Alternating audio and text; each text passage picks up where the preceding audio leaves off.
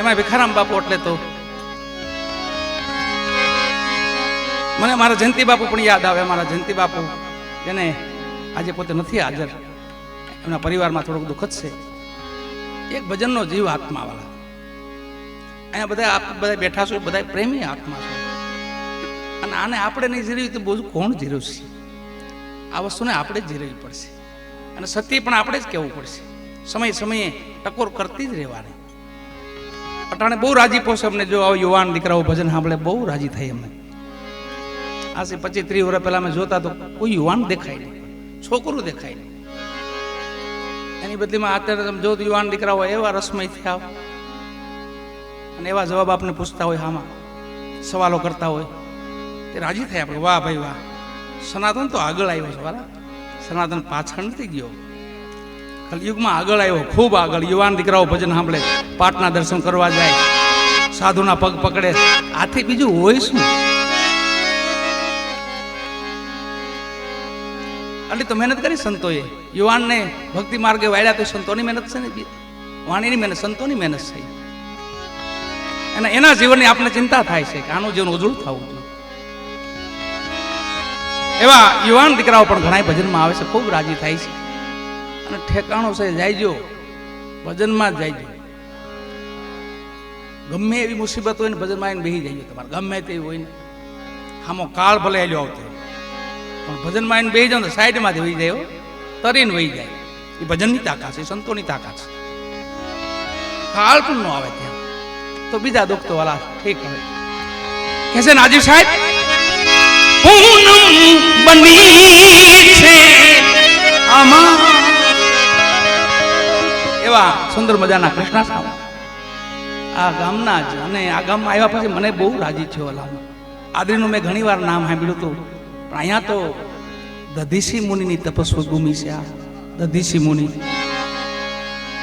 માં ભગવતી બેઠી છે, મહાકાલી માં ના ગામ મેં જોયું ને, આમ કેટલા તો ગેટ જોયા અમે ભૂલા પડતા હતા. ભાઈ વાડ જોતા આ ગેટે આવતા રહ્યો, આ ગેટ અમે 4 તો ગેટ ફર્યા. વિજયભાઈ મળ્યા, હાલો તો યાર રામ મંદિર મળે મળે બધું છે ભાઈ. પણ ગોકુળિયા જેવું ગામ છે આદરી. અહીંથી જ આદરો ને વાત થાય પૂરી. ભક્તિ આદરી જો, હા આદરી એટલે અહીંથી આદરી એમ. હું તક ભક્તિ મોરે મોરો નહીં. આપણે મોરે મોરો કોઈ નામ નથી જાવ, અને જાવું તો ભક્તિમાં જાવ. મોરે મોરો કોણ આવ્યા હતા ખબર? સેલું આવ્યો તો ભગવાન હામો સેલૈયો. મોરે મોરો આવ્યો, ભગવાન સાધુનું રૂપ લઈ અને નિશાળે ગયા. એ છોકરા, તારી ઘરે સાધુ આવ્યા છે, મહારાજ આવ્યા છે, ગોરી છે, અને તને મારી નાખવાના. હમ આવ્યા ભગવાન કેવા, ભય લગાડવા, બીક લગાડવા. અને 12 વર્ષનો દીકરો બેઠો થયો. તમે કોની વાત કરો છો? મારી ઘરે સાધુ આવ્યા તો પોતે રાજી થઈ ગયો. મંચમાંથી બેઠો ત્યાં ઉભો થઈ ગયો. સાધુ તો ભગવાનને અસર છું કે આને ભય કેમ નથી લાગતી? આને મોરો મોરો આને કહેવાય. વીરપુર ને પાદર મોરે મોરો આવ્યા હતા, એને મોરે મોરો કહેવાય. માં વીરબાઈ કીધું કાંઈ મુંજાવમાં એને હું કીધું સતી તમારી માંગણી કરીશ, પણ તો કે હું ક્યાં તમારી છું, હું એની સૌ. એટલે તમે કાંઈ ચિંતા કરો, મને ભાર લ્યો માં ખોટો. એવા મારા પરબના મહાપુરુષો બધા સંતો પણ પધાર્યા છે ધોરાજીથી. એવી આ ભીખારામ બાપુની આ પાવન ભૂમિ, અહીંયા 6ઠી પેઢી છે. બાપુ કહેતા હતા મને 6ઠી પેઢી છે આપણી હરિયાણીની. અને ગામને ખૂબ ધન્યવાદ દેવો પડે, ખૂબ ધન્યવાદ દેવો. જે ગામના દેવળ ને જે ગામના સાધુડા સુખી હોય ને, એ ગામ સુખી જ હોય વાલા, સુખી જ હોય. આવા મંદિરો મેં કઈ ગામમાં ન જોયા. ગામ તો કાયમ રખડી છે અમે, પણ પોળાઓ પડી ગયા, પોળાઓ.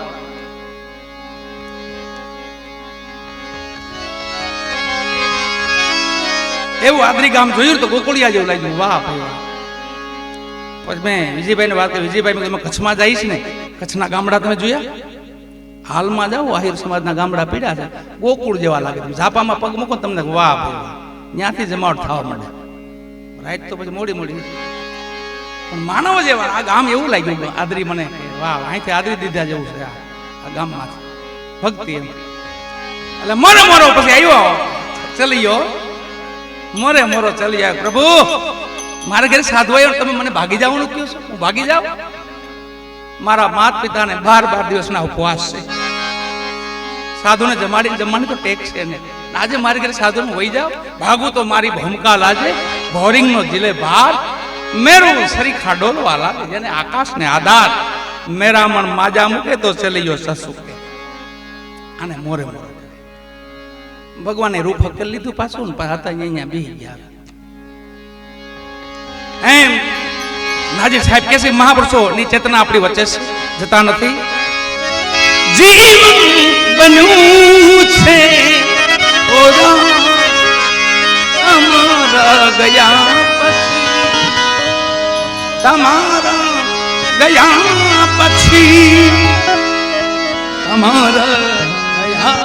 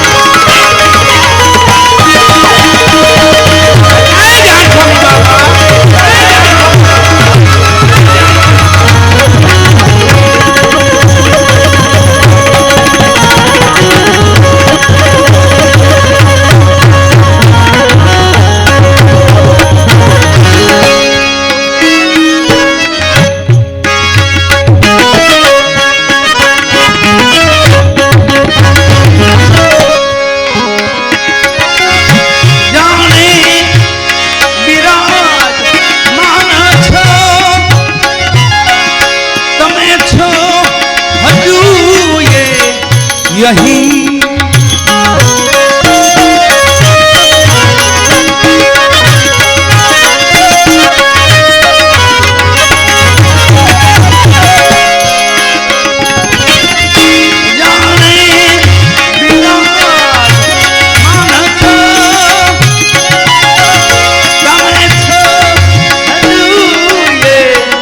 यही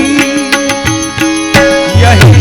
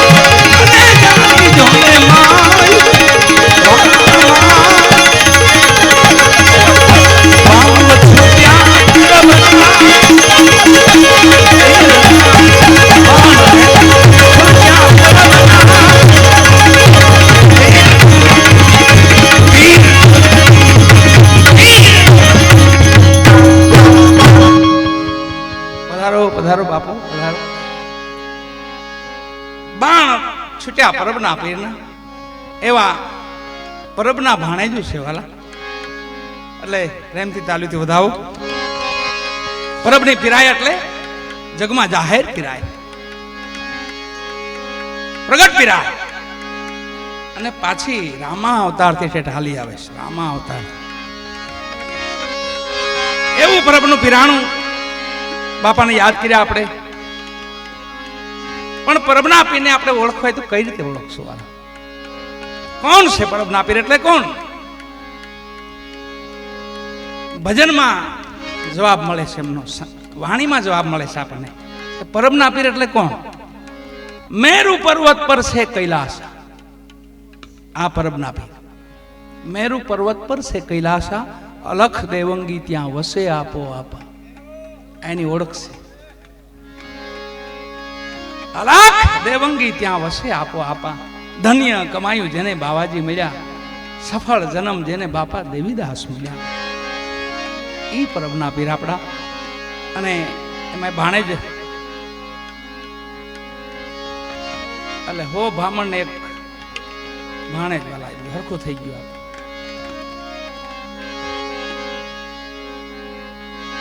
એવું ભીખારામ બાપુનું આંગણું.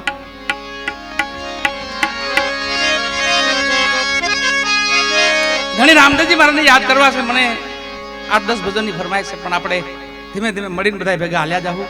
અમે બાપુ આજ બે ભેગા છે, હર્ષ બાપુ ભાઈ અમે, એટલે સંગાથે આમ હજી તો અમે ધીમે ધીમે મારી રીતે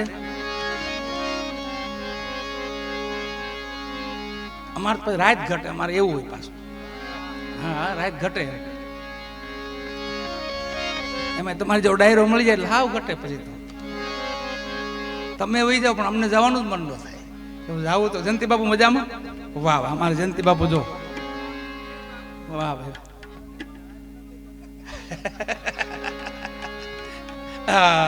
બાપુ જો ભાઈ એ શબ્દ સમજ્યા જેવો શું, જાણ્યા જેવું શું છે. રાત મળે પણ નાઈત ન મળે. રાતમાં કોકો મળે નાઈત, બાકી નાઈત ઓછી મળે.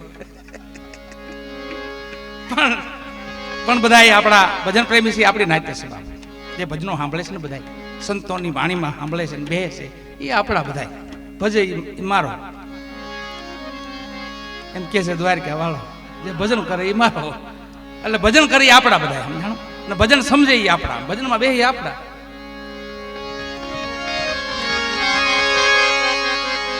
એ પરબના પીર આપણા. અને એ ગાથા તો વાલા બહુ કેટલા મહાપુરુષો ત્યાં છે ને એ ઢેર થયો છે આખો ભક્તિનો. ત્યાં ભજનની પુનાઈનો ઢેર થયો છે. એ ભૂમિ માથે જાઓ તો તમે તમારું બધું ભૂલાઈ જાય. તમારું બાપાને જોવા મળે. શું થયું આપણું બધું મેમરી બંધ. એ ભજનની તાકાત છે. ત્યાં પુણ્ય પડ્યું છે, ત્યાં ભજન પડ્યું છે. રામા અવતારથી માંડીને સરભંગ મુનિ એટલે નારાયણ, શેષ નારાયણનો અવતાર હતા. શેષ નારાયણ એ પોતે સરભંગ મુનિ હતા. લક્ષ્મણજી તો એ પણ શેષ નારાયણ હતા. દાદા મેકરણ તો એ પણ શેષ નારાયણ હતા. એક ભૂલની ખાतिर 3 અવતાર થયા. વચન થોડુંક ચૂકી ગયા. શેષ નારાયણે એક ફણ હલાવ્યા, ધરતી માથે ભૂકંપ આવ્યો, કરોડો જીવની હાનિ થઈ. વૈકુંઠપુરીમાં વાત પહોંચી. ભગવાન નારાયણે કીધું શું થયું? કે શેષ નારાયણે થોડુંક વચન ચૂકી ગયા અને એક ફણ હલાવી છે, એમાં થોડું ભંગ થયું છે આ બધું. અને આ બધા માનવને દુઃખ પહોંચ્યું છે. ભોળાનાથ વગી વાત ગઈ. શિવજી મહારાજને કીધું પ્રભુ આમ. શિવજી મહારાજ કીધું બોલાવો શેષ નારાયણને. એક અવાજ, બીજો અવાજ, ત્રીજા અવાજે શેષ નારાયણ નો આવ્યા હતા. ભોળાનાથ થયા ત્રિશુલ લઈને ઉભા હો તો આમાં પ્રગટ થઈ ગયા. હાથ જોડ્યા. પ્રભુ સહસ્ત્ર ફૂણ છે એમને. થોડીક સાંભળો વાલા, રેકોર્ડિંગ ચાલુ છે ને. શેષ નારાયણ થોડીક ફણ હલીને થોડીક ભૂલ થઈ. શેષ નારાયણે ભોળાનાથે ત્રિશુલ ઉપાડ્યું અને જે ફણે જે ભૂલ કરી હતી, થોડુંક વચન ભંગી થયા હતા, એ ફળને ભાંગી. એટલે સરભંગ માથાને ભાંગી નાખ્યું. એમ સરભંગ છે. જાઓ મૃત્યુલોકમાં જાઓ. જે માનવને પીડા થઈ છે એ અસહ્ય પીડા તમે ભોગવો. એ સરભંગોને એના રોગમાં અસહ્ય પીડા હતી. પ્રભુ મારો મોક્ષ કે પ્રભુ રામ સાથે જાયજો, પણ સંશય ન કરતા હો તો પાછો એની અવતાર પાછું ભૂલ થાય. તો પાછી ભૂલ થઈ. લક્ષ્મણજી આવ્યા, સરભંગ મુનિ મળ્યા તો દુર્ગંધ આવી તો મોં ફેરવી ગયા. શું ભગવાન રામ ગયા, લક્ષ્મણજી પાછી ભૂલ કરીને કે પ્રભુ આને તમે નથી ઓળખતા કોણ છે? આ મુનિને કીધું પ્રભુ આપનું સ્વરૂપ બતાવો. ઉપરથી ખોઈ ઉતારીને મૂકી પાંચ શેષ નારાયણ. હવે તક હવે પાછું આવવું પડશે તમારે. કચ્છની ધરામાં દાદા મેકરણ તરીકે ઉતર્યા હો. 12 વર્ષ તપસ્યા કરી પાછી એ જ ભૂમિમાં. જીનામ જીનામ જીના એમ એ આપણી પરબની ઉજળી પરંપરા.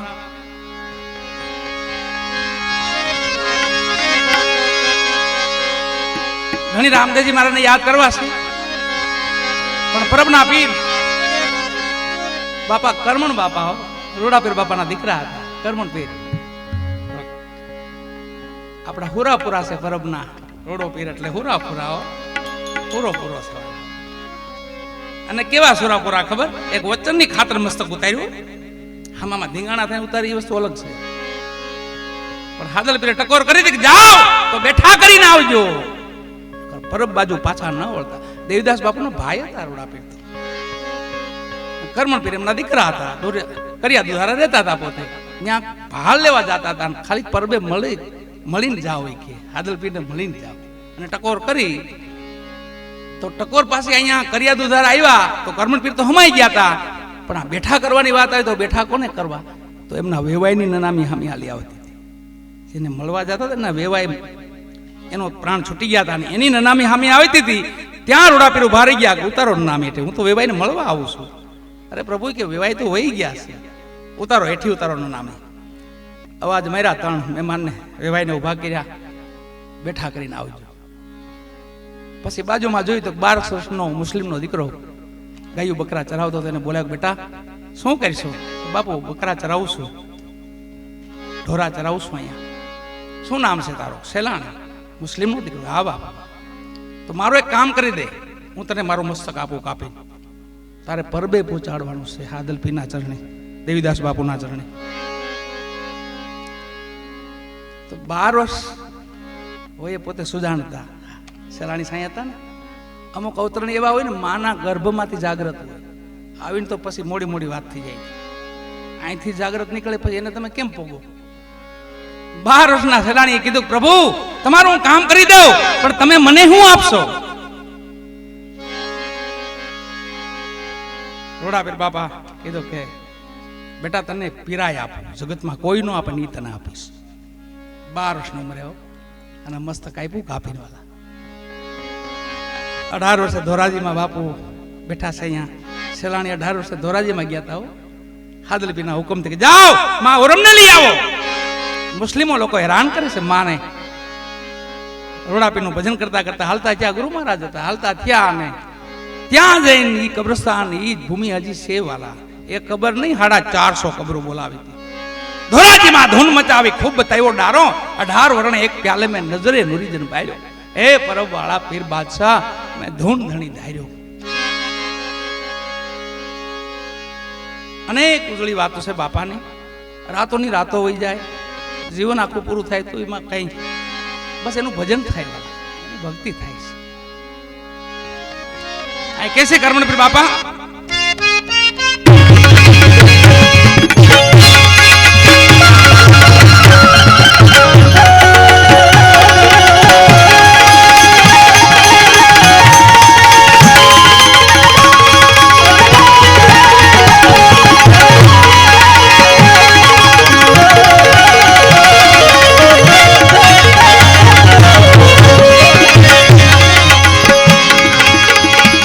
ધર્મ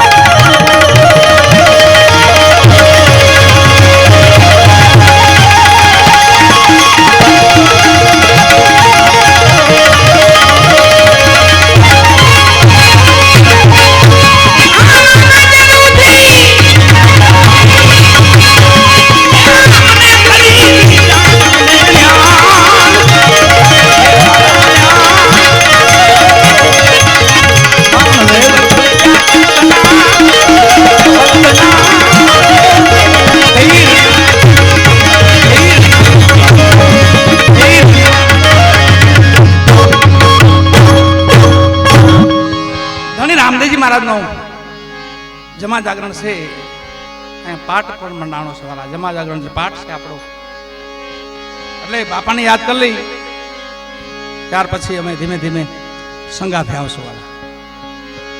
હર્ષુક બાપુને બે સંગાથે આવશું. 2 તો વાગી ગયા. એટલે બધાય શોક કીધું, પેલી વાત કરી શોક ન હોય, આપણે સાધુને શોક ન હોય.